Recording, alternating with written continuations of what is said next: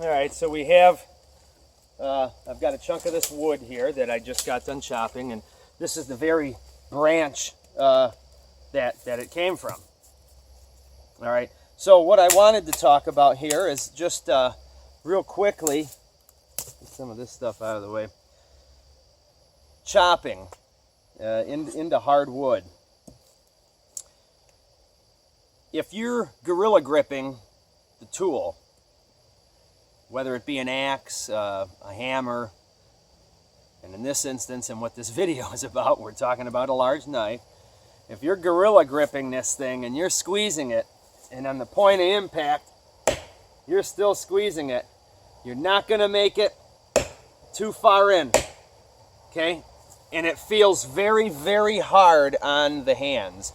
You feel your hands, no matter how hard you're going to hold, there's going to be some movement, and if you keep holding on like that, you're going to really hurt your hands, and over time you're really going to do some damage to your hands and wrists because you're absorbing a lot of shock. There's a moment towards the end of swinging a tool where you don't have a lot of control. By that I'm meaning not in a negative way, because it's going to go there regardless. Whether I let go of the knife at this distance to the wood or not, it's going there. All I have to do at this last point, which, you know, I don't know, is a split second really, is just loosen up a bit just to guide it, just to give it direction. So now I can bury it.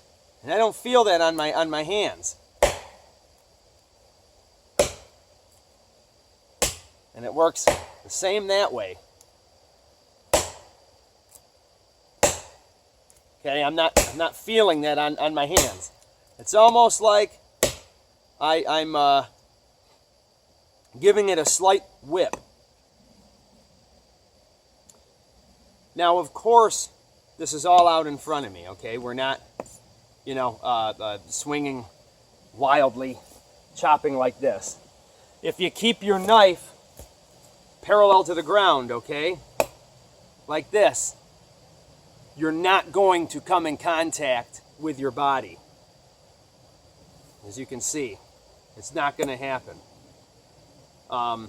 This knife's big enough, and where I'm sitting, it won't, okay? My hand will go into the ground long before it's going to hit me. But if I were standing, okay, I could run that risk, especially if you're getting fatigued. You know, chopping at some stuff, or it's late in the day. And it goes the same with, you know, delimbing, okay? It's a good size little piece of hardwood seasoned on there. I'm on the other side of this log, and I'm going this way, and as you can see, I'm about behind me. And just like the last of the swing of a baseball bat generates the most power when you're towards the end, because the momentum is built to there. And at that point, the bat, or the knife in this instance, is pulling at its greatest.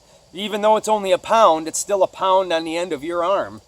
And it adds another, you know, 10 inches out to here. So I'm, like I said, right here, I'm in like the, you know, the best part of my swing, really. There we go. I want to get it down closer. Like I said, I don't run any real risk of chopping it myself, going in that manner. Okay, it's away from me. I'm not chopping this way, obviously. I'm going back. And the same thing is applying. As you can see, the same thing is going to be applying in terms of letting that control happen, where you've already put enough force and direction on it. As I said, it's going there. You're an inch away from target. You're not pulling away now. All right. You know, you don't want to lose control too early in your swing for obvious reasons. We're merely guiding it at that point. So there's our technique for chopping. Now, I use the same technique. I know you can't see this. Let me just break this down here for you.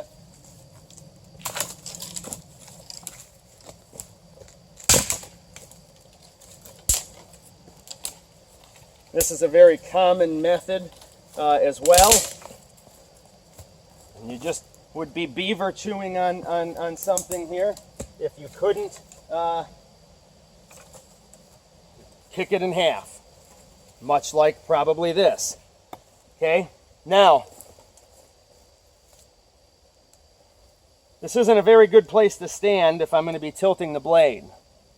But if I'm keeping the blade, as I said, keeping the blade parallel to the ground, I can stand here. I'm also leaning forward enough, and I'm not really going to be putting a lot of force into that. You can't be ridiculous, and you can't be reckless. Like I said, this isn't an axe. This is just a big knife. And it really, really helps out in the field. Many times, if I have a 4-inch belt knife on me, I find I don't even use the thing. You know, I'm not really noticing such a vast need for a 4-inch belt knife because I carry a large folder. So that does a lot of my slicing and finer work if I need to, but big knife always seems to get more work in terms of knife work.